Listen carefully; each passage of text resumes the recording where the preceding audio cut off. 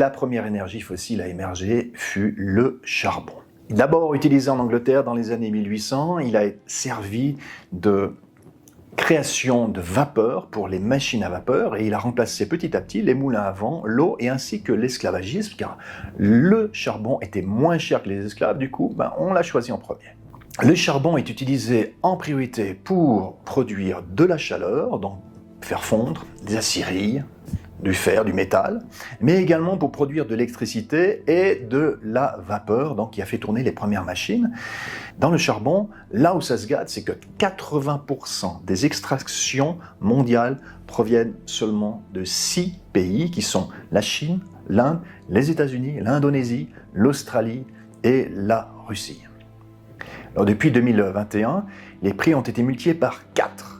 Alors la courbe devient absolument exponentielle. Alors elle s'explique parce que la Chine a besoin d'électricité pour stimuler sa croissance industrielle et sa croissance économique, et le 70% de l'électricité chinoise provient du charbon. C'est pas de bol non plus pour l'Inde, qui est exactement dans la même situation, donc ils sont deux géants à se battre sur la même énergie, et du coup les prix augmentent. Au milieu de tout ça, on retrouve la pauvre Europe qui n'a que les yeux pour pleurer. Quelques années plus tard, on voit arriver l'émergence du pétrole vers les années 1860, notamment aux États-Unis, où on a découvert l'utilisation du pétrole pour les lanternes d'éclairage. D'abord, avant, on utilisait la graisse de baleine, mais il y avait de moins en moins de baleines. Le pétrole bon marché est arrivé, on l'a utilisé pour cette utilisation. Ensuite, la voiture est arrivée, c'est un carburant absolument parfait, il est transportable, il est léger, il est bon marché, il est calorifique et on en trouve plus ou moins partout. La Deuxième Guerre mondiale s'est appuyée sur un pétrole pour les batailles, pour les navires de guerre, pour les avions, pour les tanks, etc. Et après la Deuxième Guerre mondiale, on l'a utilisé pour aller se voir entre amis, on avait un besoin de rencontrer d'autres personnes, la mobilité. Et du côté de l'agriculture, on a remplacé les chevaux par les tracteurs.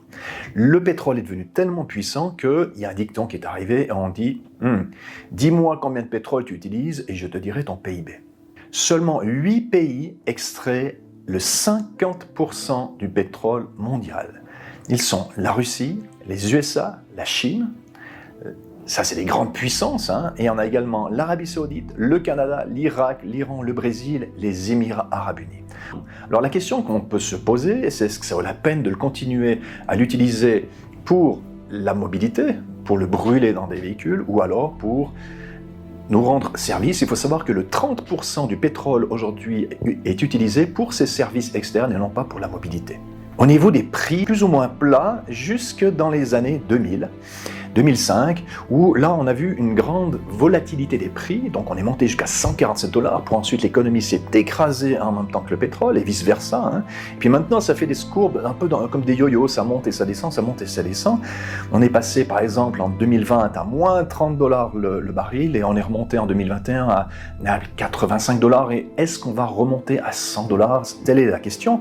Ce qui est intéressant, c'est que l'expérience de 2008 montre que à partir de 100$, le pétrole détruit l'économie. Ça veut dire que c'est fortement improbable que l'on ne voie pas un baril à 150, 200 ou 300$ parce que l'économie sera écrasée avant et on repart à zéro et tout s'écroule.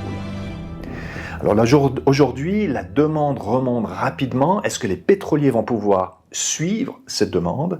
Alors les agences prévoient un peak oil, soit de la demande, soit de l'offre en 2026 et 2030. Et les agences, c'est l'Agence internationale de l'énergie, mais c'est aussi les pétroliers comme Rystad Energy, BP, Shell, pensent également qu'on va arriver à un plateau de la demande dans les années à venir.